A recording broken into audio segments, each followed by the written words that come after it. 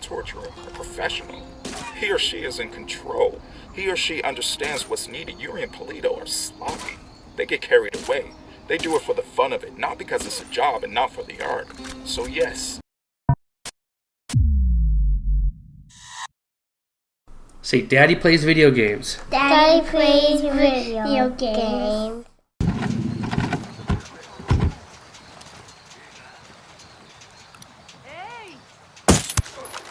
That's a kill. Hey guys, GamesPlanet here. We're going to be talking a little bit about Ghost Recon Wildlands. Now, the footage you see behind you is going to be kind of brought to you by GamesPlanet.com, but they hooked me up with a beta code during the closed beta, and they were hooked up by Ubisoft. Developed by Ubisoft Paris and published by Ubisoft itself. Now, there's a few things I want to talk about this game, the synopsis of the game. So, what is the setting? So, I really didn't know much about this game. I never really followed Ghost Recon games because I didn't really play them. They were third-person shooters for the most part, and some of them are, I think some of them are first-person shooters. Anyway, I never really got into those games. You know, I used to be heavy into Call of Duty, and you know, once in a while an EA shooter and that kind of a thing. And I don't know. Ghost Recon never tickled my fancy, but Ghost Recon Wildlands is really cool.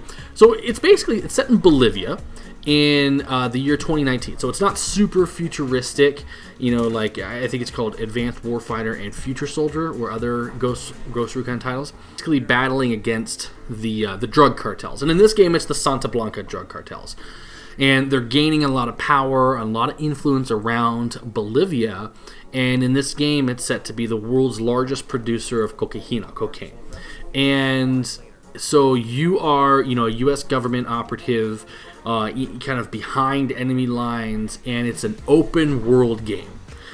And I guess you could say it's an open world tactical shooter, and it utilizes, of course, that third person.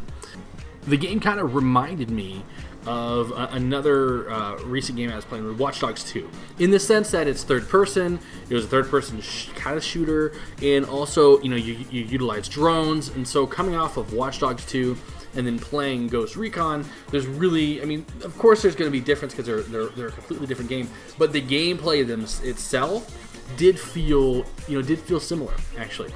Now, so again, this is you're a DEA agent, and or you're a United States government agent, kind of deep behind enemy lines, and you do have your major mission to take down the drug cartel, but you're also fighting against Unidad forces, which are the Bolivian special forces.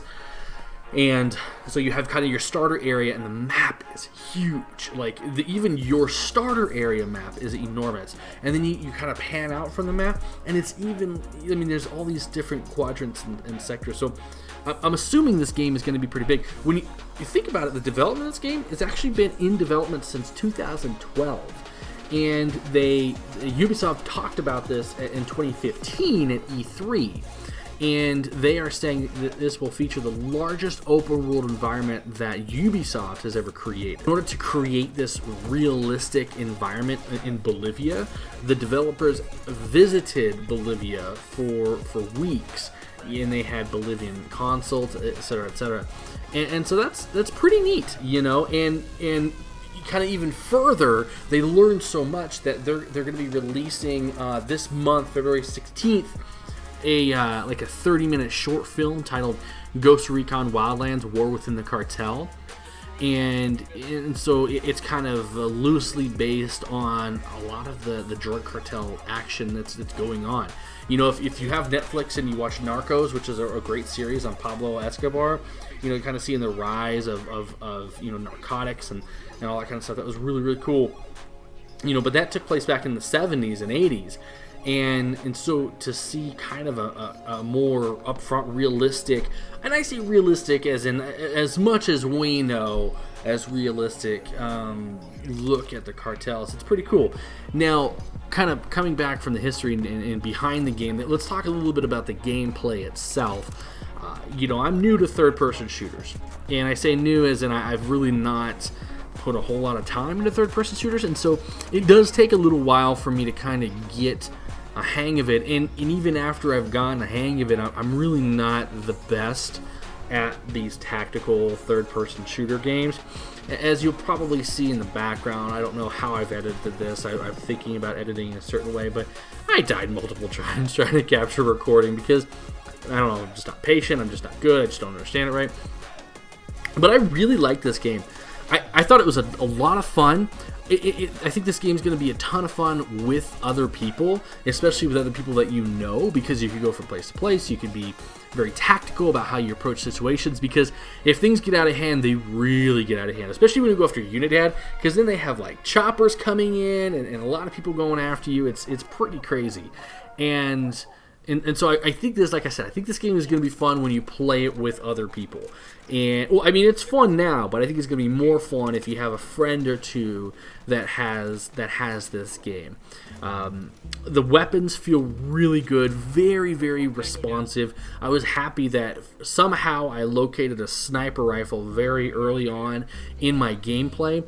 And man, I feel like if you don't have a sniper rifle, you better be really good at taking guys out, because it's realistic in the sense that it only takes a few shots, to take people down.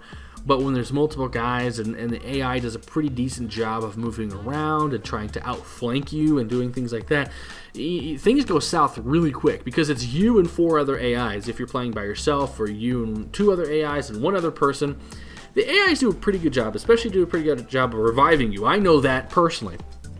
One of the neat things that I found in this game is, especially if you have a sniper rifle, is you can coordinate shots. So if you highlight somebody and you hit Q on for the mouse and keyboard, you hit Q and they'll let you know, like, ready up, ready to fire. And you fire at one guy. Let's say there's 2 guys, and you hit Q on the guy on the right.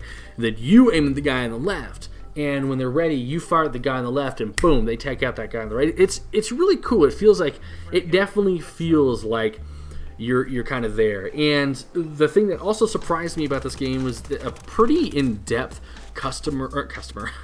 character creation system. And you can make your guy look as kind of decked out with the headset, with everything as you want, or like my guy, this tatted up guy that looks like he's a CrossFit bro out in the Bolivian wilderness taking out narcos. So however you want to set the guy up, you can set him up. And however you really want to play it, it's going to get set up. From what I saw, there's no real like open world games. Sometimes they have kind of they press you on a time frame or a timeline to get the main story done, and so you feel very, very flustered and rushed to get through side quests or side stories. I'm looking at you, Tyranny. But in this game, they really don't do that. I mean, here's your main points on the map. If you want to kind of progress through the story and unlock other areas of the map, that's great.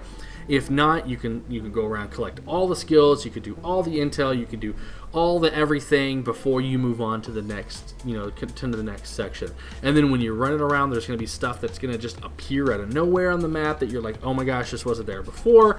And you can take airplanes and fly across the map. There's multiple different kind of helicopters. There's so many things that you can do in this game that I was able to play it for maybe 6 or 7 hours in total, and I really didn't even scratch the surface of the starter area, the starter quadrant of the map. And there's just it's a really fun game. If you have the ability to pick it up, please do so. And just something else that's pretty cool is if you pick up Wildlands through GamesPlanet, which is going to have a discount already attached to it, and I bring this up because it's a really neat deal that if you buy Wildlands, even the standard version, I mean Deluxe and Gold are awesome, but even if you bought the standard version of Ghost Recon Wildlands, you're going to receive a free copy of Future Soldier, the Deluxe version. It's a special promotion through GamesPlanet, so it's really cool. You're pretty much getting 2 games for a discounted price of a brand new game. I thought I'd throw that in there, let you guys know. There's more information on the link down below. Please definitely take a look at that. Not just trying to hawk a deal on you guys, but I do, I think it's pretty cool. I mean, personally, I like it. If, I've purchased my video cards in the past, and the video cards come with like brand new games, and that's pretty awesome. So you're able to pick up a brand new game, discounted price, and in addition to that discounted price, boom, you get an extra their last iteration of Ghost Recon. Anyway, that's my thoughts on it. Hope you guys enjoyed it. Have an absolutely amazing, wonderful, incredible, spectacular day. Bye bye.